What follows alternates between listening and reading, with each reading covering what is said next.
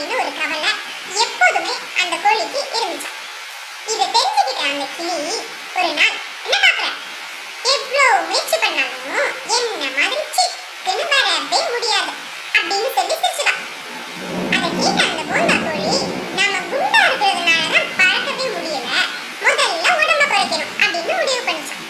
உடனே daily walking jogging எல்லாம் போக ஆரம்பிச்சிச்சான். மார்னிங் அண்ட் ஈவினிங் விடாம எக்ஸசைஸ் பண்ணிச்சான். உடம்பு குறையவே இல்லையா. உடனே சாப்பாட்டையும் குறைச்சிருவோம் அப்படின்னு சொல்லிட்டு குறைச்சிச்சான்.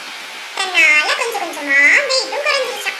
இப்போ நம்ம தான் ஒல்லி ஆயிட்டோமே அப்படின்னு நினைச்சிட்டு நம்மளும் பறக்கலாம் அப்படின்னு கனவு கண்டு மாமரத்துல இருந்து குதிச்சுச்சான்.